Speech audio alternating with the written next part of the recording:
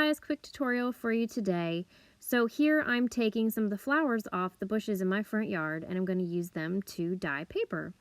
And these particular bushes I have here are Camellia, and I'm just taking some of the blossoms from the center of the bush and towards the back so I don't end up with bare bushes. And then here I collected some of the dead fallen brown colored blossoms that have fallen down, and I'm going to use those to experiment with the brown color as well. So I'm just carefully peeling the petals off of my flowers and collecting them in this bowl. Try to be careful to not use the stamens, little pieces here in the middle that have pollen on them, because you really don't need those to get the color in your water. So I'm just collecting all of the colored petals. And whatever kind of flower you use, just be careful to discard any of the pieces you don't really need for the color, because we're just going to be blanching them in the water to pull the color from the petals.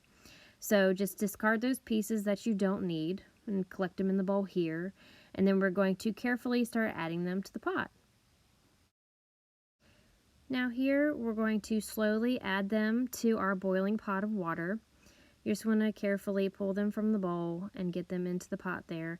And you'll notice as soon as the heat from the water starts to hit the petals, they will start to wilt and the color almost instantly change in the petals. So here we've got a really bright pink, and then as soon as that hot water hits them, they immediately start turning to this purplish color, which is what the color will look like, similar to what we're left with. So the heat and the water is pulling the color out of the petals, and you're going to boil your flowers or simmer them for about 20 minutes. So you're going to set the timer, and 20 minutes is about all you need to get that color really pulled out of your petals. So I apologize, but I forgot to record me removing the petals from the water. So they're not going to dissolve. As you can see, there are still some petal pieces here in the water, but you do need to scoop those out. You don't have to remove every single piece. I kind of like that some of the petals got stuck to the pages as they baked. I thought that kind of added a neat, unique texture, but you can either remove every single one or leave a little bit in there. So I wanted to leave this part in for you guys to show you. I didn't really like how these turned out. At first, when I baked my first batch, I had them on these cooling racks in the oven, and I didn't like the result of what I was left with. First of all, my oven was too hot.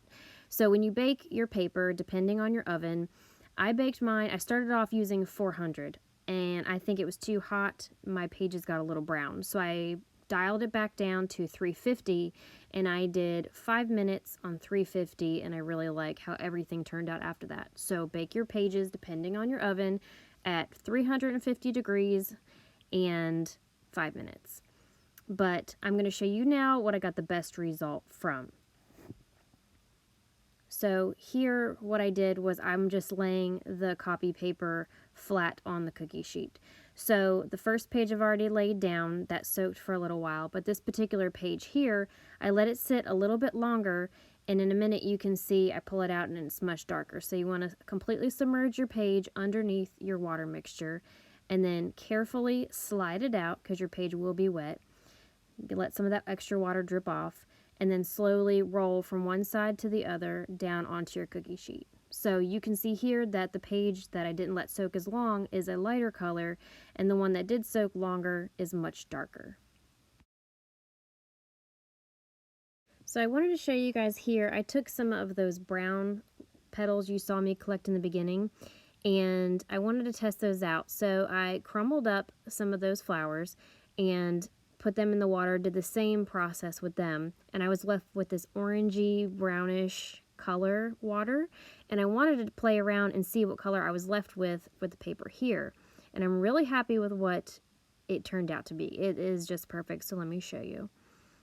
Here I have a piece of the regular white printer paper, and then I was left with these perfectly vintage looking neutral color paper. I love it. I'm going to be making some more of these, so the more of my stuff that dies out, I'm going to be collecting them and making these pages that are perfect for vintage pieces or just anything that looks a little more worn. So all I did here, and I wanted to show you guys a little more carefully how I put my paper down onto the cookie sheet, because it did seem to matter how I laid it down to whether I got bubbles or ripples. So if you carefully pull your piece of paper out of your water, you want to try to lay it down one side to the next. If you just kind of plop it there, you might end up with air bubbles underneath your paper. So I just really carefully try to lay one side down and slowly roll it down onto the cookie sheet, and you're left with a lot less air bubbles underneath, because as it heats, the air bubbles kind of pop up and you'll be left with somewhat of a circular pattern on your paper. So I found that this technique really seems to help minimize having those little circles left on your page. So again, I took this one, and they do overlap a tiny bit, but it doesn't seem to matter too much as they bake. So I carefully rolled it down onto the cookie sheet, and then the air bubbles that are in there, I just lift it back up again and try to get those out. And anything that's left, to kind of take my fingers and smooth it to push those air pockets out. And again, you're going to be baking your paper at 350 degrees for 5 minutes. You might need to adjust that depending on your oven. If it seems to be running a little too high, dial it back down and try another batch.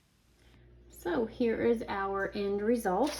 I did a couple different things. So my first set, I used the pink flowers, and when I first started, I laid my paper on cooling racks, and as you can see, it gave it a line as it dried, and I think my oven might have been a little too hot too. So I turned it down. This pattern might be kind of neat for something, maybe a mixed media piece, but it really wasn't my favorite. So I took out the cooling rack. This one's kind of neat. It looks like some pieces of the ink had kind of burned on the tray, and possibly even some pieces of petals, and they made kind of a neat burn mark. So that would be kind of neat to use maybe in the future sometime. So I also took a few pieces and I crumbled them up before I put them in the oven and dyed them. So obviously this one was left in the dye a little bit later or longer, and this one not as much. So you can see there's a little bit of a difference in shade there, but that kind of made a fun texture too. And then these were just simply laid flat onto the tray, and those I left in longer, and they really did get a deeper, really nice dark purple edge too. So these will be fun to use. And then I was curious, so these were made with the pink petals that I got from the fresh flowers, and I took some of the dead brown leaves and crumbled them up and boiled them, and I was left with these beautiful neutral vintagey looking pieces. I am so happy with these. I love the crispiness of them that you can see. Some of the edges are a little more brown than the rest of the paper. So I really love this. And you can see a little more when you compare the two, the difference in the coloring here. But I will definitely be making some more of these pages as the petals fall off my bushes.